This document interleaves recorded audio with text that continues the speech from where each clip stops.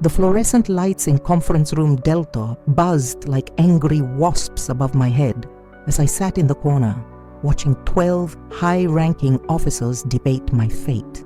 They didn't know I was listening to every word through the supposedly soundproof glass. 23 years in Black Ops teaches you more than just how to kill silently. It teaches you how to become invisible, even when you're sitting right there. We need a ghost operative. Now, General Morrison growled, his weathered fist slamming against the mahogany table. The coffee cups jumped, and I watched Lieutenant Colonel Hayes flinch. Fresh meat. Probably never seen real combat. Just push papers at the Pentagon. That's when I stood up. The moment I stepped forward and placed my hand on the scanner, everything changed. The red light turned green, the door hissed open, and I walked into that room like I owned it. Because in a way, I did. This was my world, the world of shadows, classified operations, and missions that officially never happened. "Gentlemen," I said, my voice cutting through their surprised murmurs, "I hear you need someone who doesn't exist." The silence that followed was deafening. 12 pairs of eyes stared at me, but it was General Morrison who spoke first. "Jesus Christ," he whispered, reaching for the manila folder on the table. My folder. The one with more black bars than readable text. "You're dead, officially." I pulled out the chair at the head of the table and sat down uninvited. "Has been for 3 years now. Car accident in Kandahar, very tragic. The funeral was lovely, though I couldn't attend. Colonel Matthews, a man I'd worked with in Syria, cleared his throat. We thought you were actually dead." I allowed myself a small smile. That was the point, wasn't it? Sometimes the most effective weapon is one your enemy thinks is buried 6 feet under. The room erupted in whispers. Hayes was frantically typing on his tablet, probably trying to access my file. "Good luck with that, kid." Most of it was classified above his pay grade. Hell, above most of their pay grades. General Morrison leaned forward, his steel gray eyes boring into mine. "The Caracas situation." I nodded. "I heard. Ambassador Martinez and his family. 48 hours to live unless we give them what they want. The Venezuelan government is denying any involvement, but our intelligence says otherwise. They want us to release Colonel Vasquez from Guantanamo in exchange for the hostages. And you can't do that publicly because Vasquez knows where 17 of our assets are buried throughout South America. We release him and 17 good operatives die within a week." I understood. This was the kind of mission that required someone who didn't exist. Someone who could cross borders without passports, eliminate targets without leaving traces, and disappear into the night without anyone ever knowing they were there. "The compound is in the mountains outside Caracas," Morrison continued, sliding a satellite photo across the table. 47 armed guards, 3 perimeter fences, motion sensors every 15 meters. It's a fortress. I studied the image for 30 seconds. Underground tunnel system from the river, built in 1987 during the cocaine wars. The entrance is here. I pointed to what looked like innocent vegetation. Guard rotation changes every 4 hours. Night shift has fewer personnel but better equipment. Hayes looked up from his tablet, jaw agape. "How could you possibly know?" "Because I helped design this place 20 years ago," I said simply. "Different government, same paranoia." The room fell silent again. This was the reality of my world. We created monsters. Then years later, we had to go back and destroy them. The cycle never ended. Morrison's phone buzzed. He glanced at it and his face went pale. "They just sent us a video. The ambassador's daughter. She's 12 years old." Something twisted in my chest. 12. The same age my nephew would have been if I'd lived long enough to meet him. If I hadn't chosen this life of shadows over Sunday dinners and birthday parties. "What's the timeline?" I asked, though I already knew the answer would be impossible. 18 hours. The Venezuelan president makes his announcement tomorrow at noon. If Vasquez isn't released by then, he didn't need to finish. We all knew what happened to hostages when deadlines passed. "I'll need a team." "Negative." Morrison shook his head. "This is strictly a solo operation. If you're captured, if you're killed, it never happened. You don't exist, remember?" Of course. The burden of the ghost operative. Always alone, always expendable. I'd made peace with that reality a long time ago, but sometimes it still stung. "Equipment. Whatever you need. Henderson will coordinate with you after this meeting. I looked around the room one more time.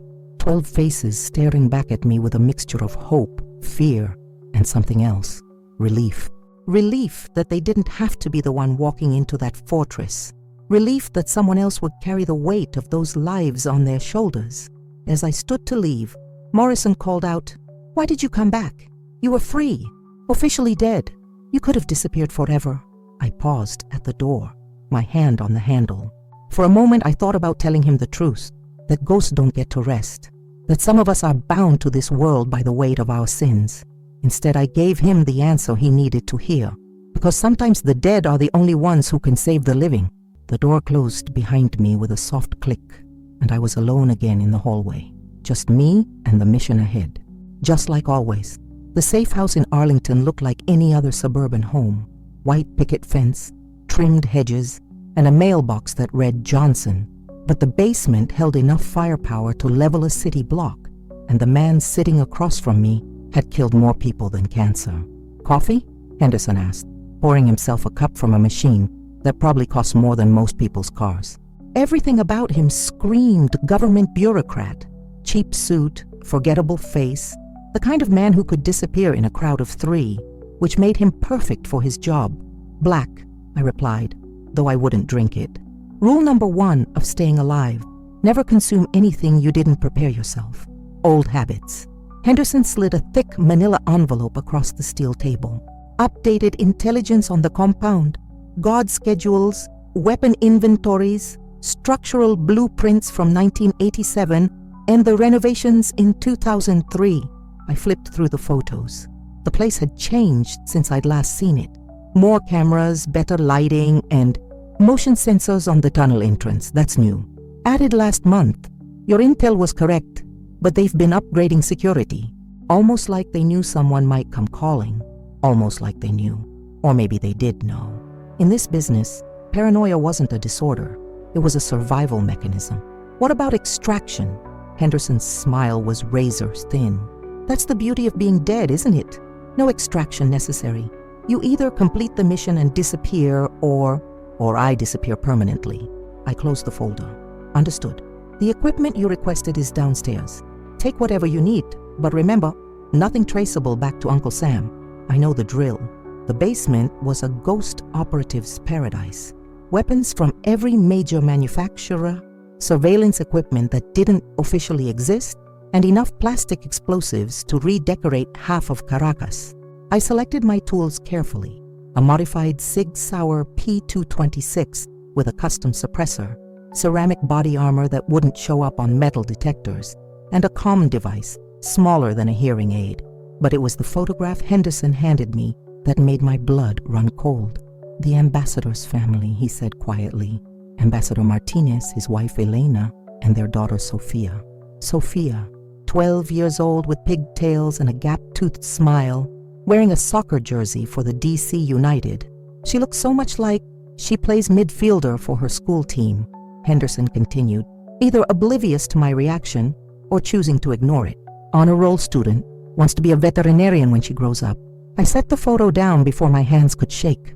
"Why are you telling me this?"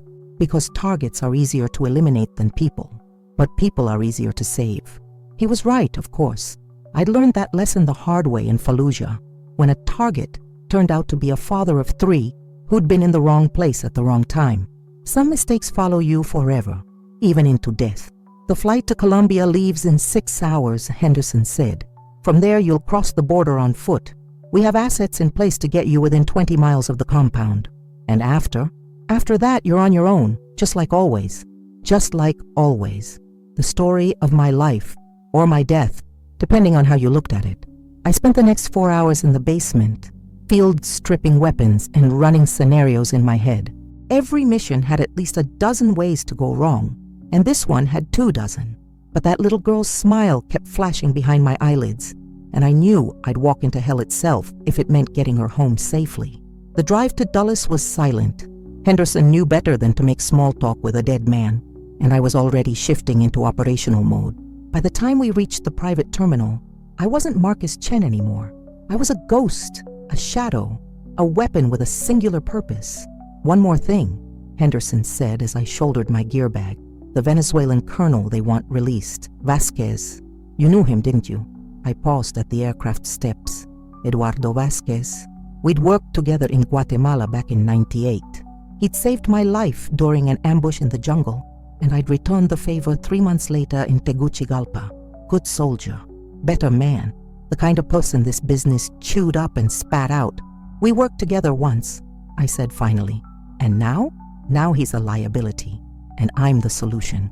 If this story is hitting close to home for you, if you've ever felt the weight of impossible choices, tell me where in the world you're watching this from. Sometimes knowing we're not alone in these feelings makes all the difference.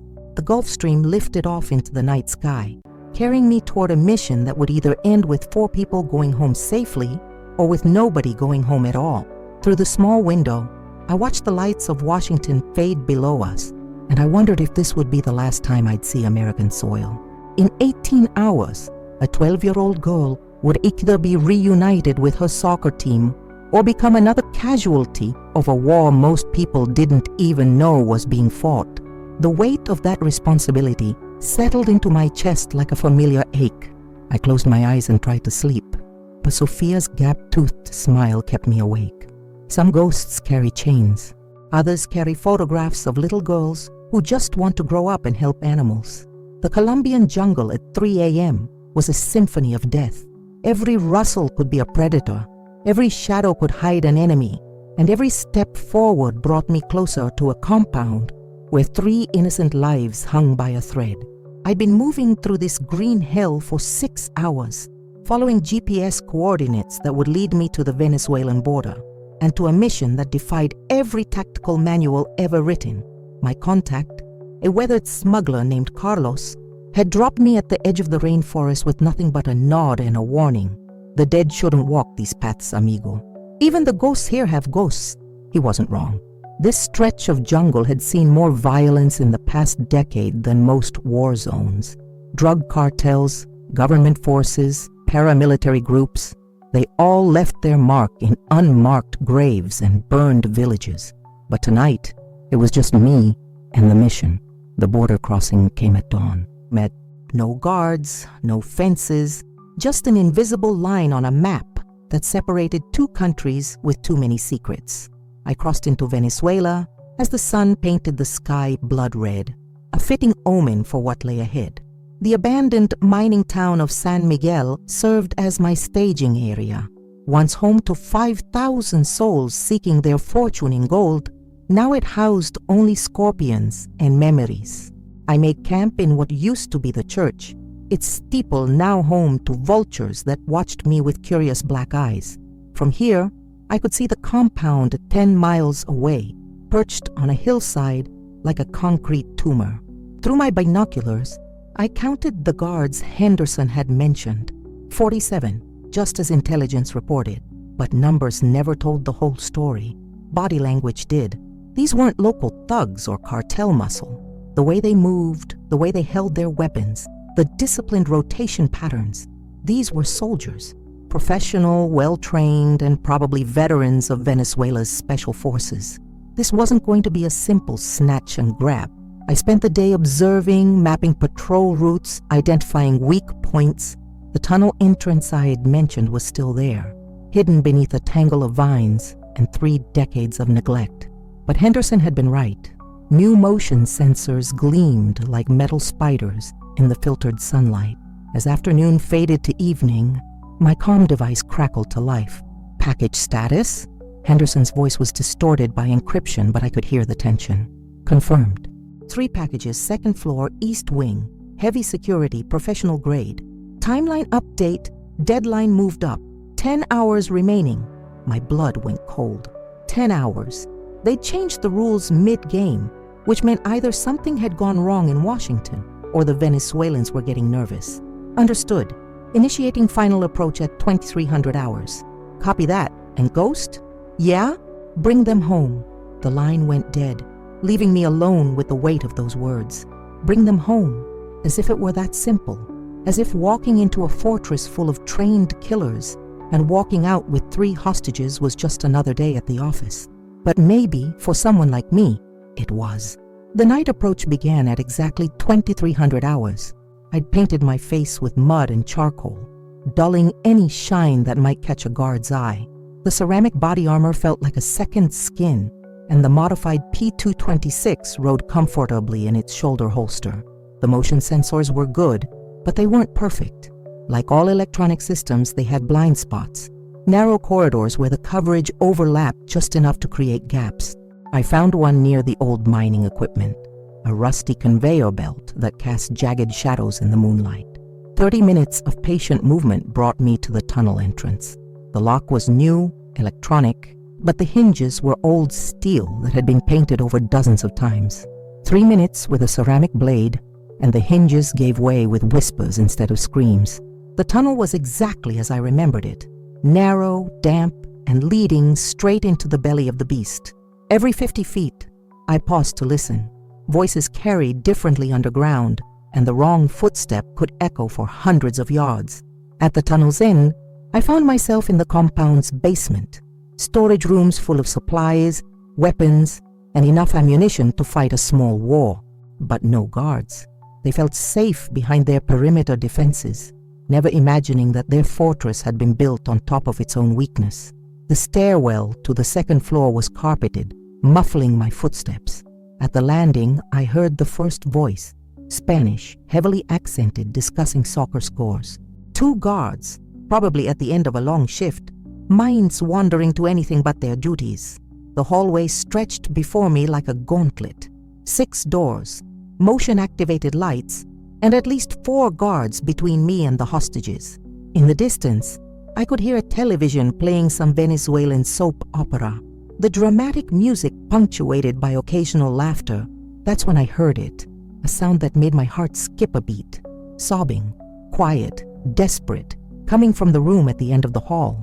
Sophia, all the tactical planning, all the careful observation, all the professional detachment, it vanished in that moment.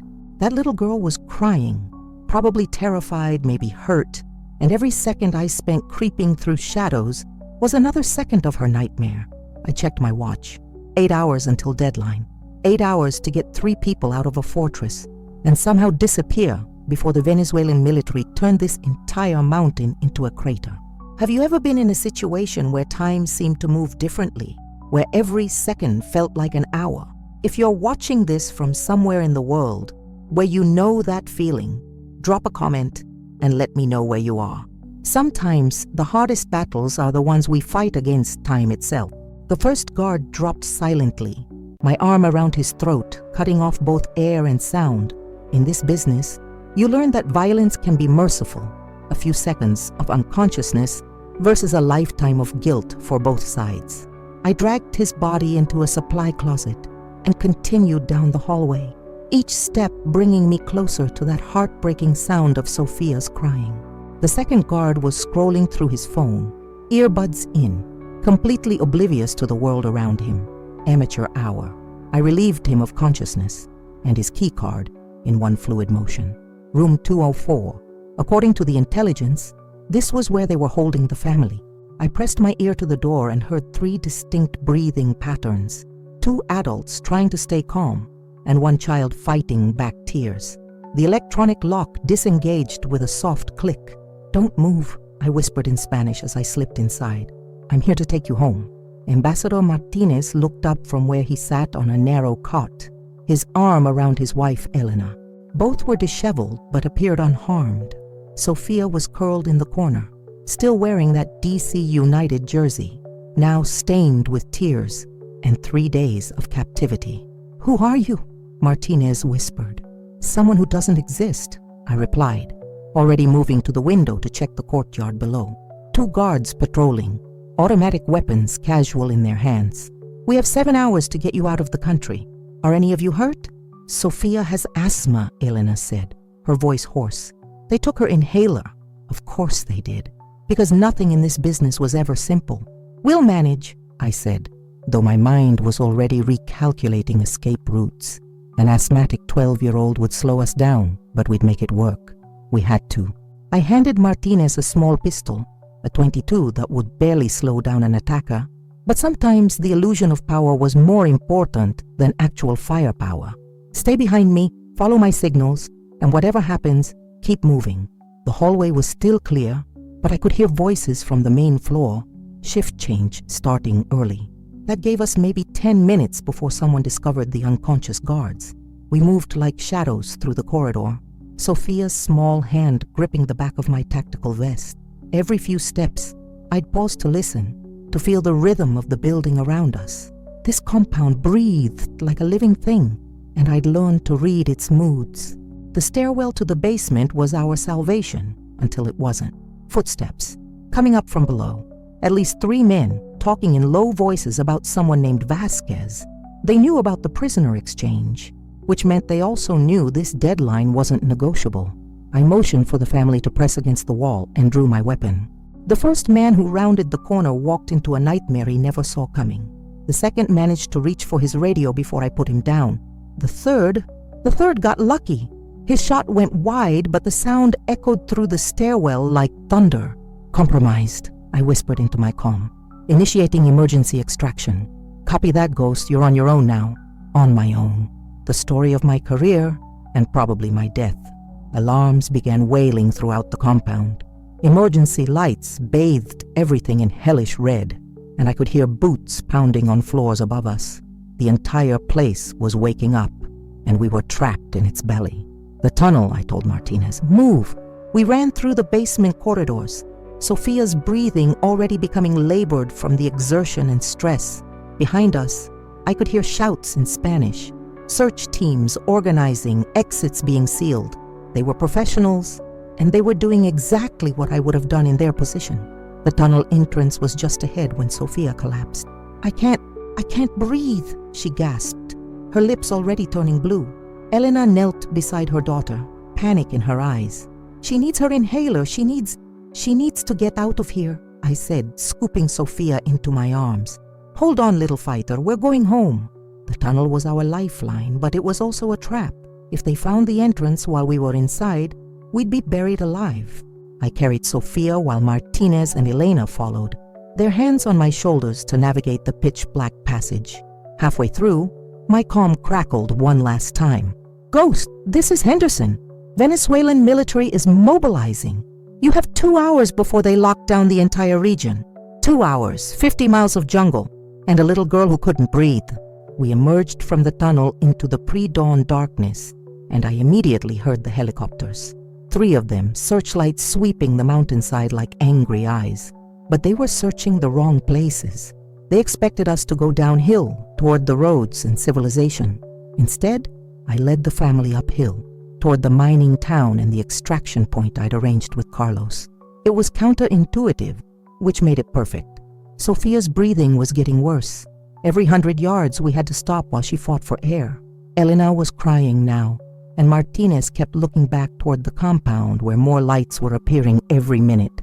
Tell me something, Sophia, I said during one of our rest stops. What position do you play? Midfielder, she gasped. Midfielders are tough. They run the whole game, never give up. You're going to make it because midfielders always find a way to win. She managed a small smile, and for a moment she wasn't a hostage. She was just a kid who loved soccer. The helicopter that found us 2 hours later wasn't Venezuelan. It was Carlos, flying a borrowed medical chopper and wearing a grin that could have powered half of Caracas. As we lifted off, I watched the compound shrink below us. Somewhere in that maze of concrete and steel, 47 guards were learning that sometimes the dead do rise again, but only to protect the living. Sophia fell asleep in her mother's arms as we crossed into Colombian airspace. Her breathing had stabilized, and for the first time in 3 days, she looked peaceful. If you've ever been part of something that changed lives, or if you've witnessed moments when everything comes together against impossible odds, tell me what country you're watching from. Some stories need to be shared across borders because hope is universal. 6 months later, I received a letter at a post office box in Prague. No return address, but I recognized Elena's handwriting. Sophia had made the honor roll again and scored the winning goal in her league championship. She wanted to be a doctor now instead of a veterinarian. She said she wanted to help people the way someone had helped her family. The letter was signed, From your friend, midfielder number 7. I kept that letter. Ghosts don't usually collect souvenirs, but some missions aren't about the objectives you complete. They're about the lives you save and the futures you make possible. Sometimes being dead is the only way to truly live.